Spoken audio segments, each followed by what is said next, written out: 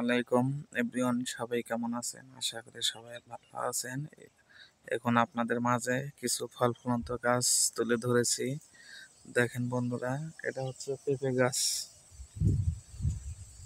আমরা গত বছর পেঁপে গাছ গিয়েছিলাম।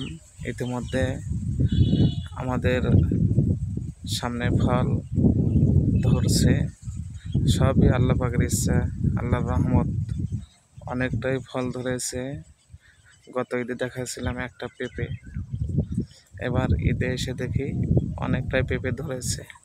এরকম 7-8টা গাছ আমাদের মাঝে আছে এবং পাশাপাশি জমিতে ঘাস গাড়ানো হয়েছে। এর দেখেন, আমার বাবা গাছ কাটছে গরু খাওয়ানোর জন্য।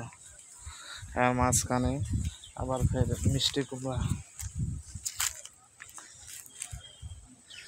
হচ্ছে, মিষ্টি কুমড়া গাছ। আবার দেখেন, এটা হচ্ছে কলা গাছ। ইতিমধ্যে কলা ধরেছে, ফল আমাদের মাঝে ঝুলে আছে। 1 মাসের ভিতরে আমরা ফল খাওয়া শুরু করব ইনশাল্লাহ। তার কিছু বাকি অংশ দেখেন, কচু গাছ গত ঈদে দেখাইছিলাম, খুবই ছোট ছোট।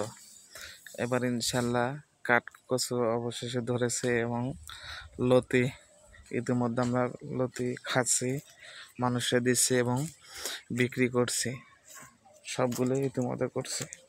সাধারণত আমাদের এই জমিতে বিভিন্ন ধরনের ফল গাছ লাগানো হয়েছে, যেমন কাঁঠাল গাছ, তারপরে হচ্ছে গরুর জন্য ঘাস, বিদেশি ঘাস, তারপরে আপনার হচ্ছে পেঁপে গাছ, মিষ্টি কুমড়া, কচু গাছ, তারপরে হচ্ছে আপনার আদা,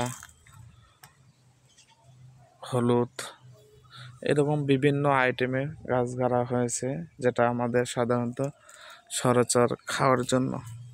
আর মাঝখানে যেগুলো বীজ গাড়া হয়, সে বীজের মাঝখান থেকে বিভিন্ন ধরনের গাছ হয়ে আছে, যেমন কাঁঠাল গাছ ইতিমধ্যে অনেক বড় হয়েছে।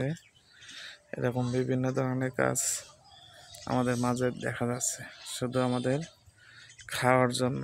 দেখেন, ওই যে সামনে দেখালাম মাছালো, এই যে মাছালো গাছ। সবাই ভালো থাকেন, সুস্থ থাকেন। আজকের মতো এখানে সমাপ্ত।